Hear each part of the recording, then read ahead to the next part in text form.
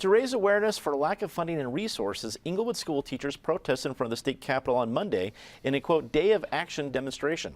More walkouts are planned for next Thursday and Friday by Denver and Jefferson County public school districts, which may be joined by more teachers, according to the Colorado Education Association.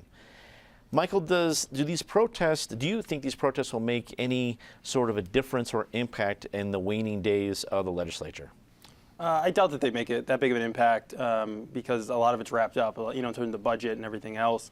I think, these protests are a little bit different in our state compared to other states because you have a Democratic governor here, you have a Democratic state house, where in other states, a lot of it is trying to put pressure on Republicans to spend more on education. And that's kind of the other issue is these legislators can't raise taxes without going to the people to ask. And so walking down to the Capitol and demanding, higher taxes or something isn't going to work. I think teachers deserve to get paid more. I think there should be a pay raise for them.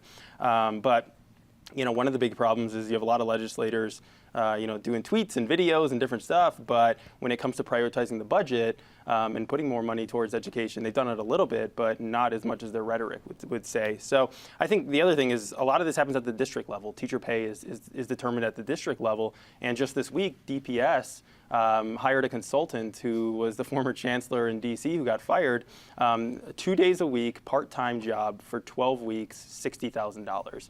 So I think that some of these teachers need to start protesting kind of how the money's being spent on the district level as administration goes up and teacher pay is stagnant. I think there's other places that they could go, with this concern. Eric, it felt to me a little bit about energizing the base more than particular action to the legislature. What do you think? I agree. To Michael's final point, he's right on. The optics of that consulting contract are just horrendous. And Anton Wilson is not a bad guy. He's a talented guy and maybe has some special sauce here. But that is a very lucrative contract, particularly under the circumstances with walkouts and protests and all the rest. There is definitely a mobilization and activism of teachers around the country. The point about Colorado being a different state, because we tend to be a blue state or at least blue-leaning state with a Democratic governor, et cetera, is a point well taken. I'm of mixed minds. I mean, I think we can stipulate around the table that teachers are underpaid, teachers deserve more as a profession. I don't think there'll be any argument to that. The idea of a walkout, the first obligation of a teacher is to educate kids.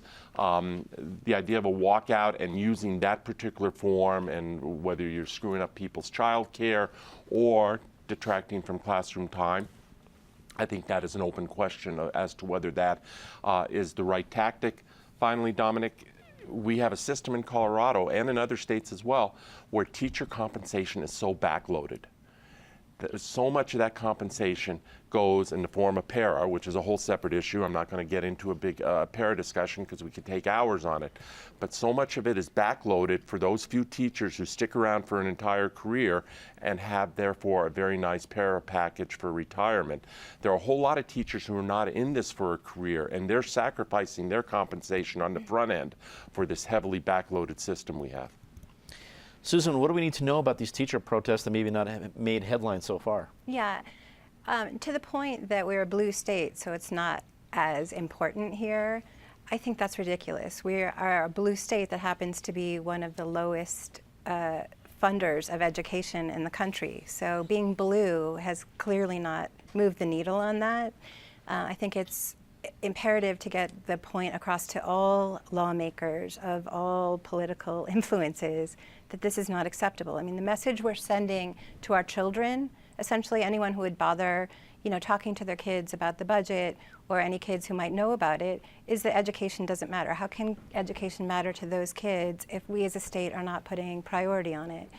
The point about the walkouts and kids not being in class, I feel for people with the child care issue. I think all of us who are parents experience that. There are plenty of in-service days already, so that's a bit of a headache. But I think in terms of teaching kids who this year really have made headlines and history, walking out about big public policies that affect them, climate change, gun control, this, I think, is more educational really than any day in school, seeing that their teachers have to drive Uber or have to tutor after school to make a living. I think this is a good teachable moment for them.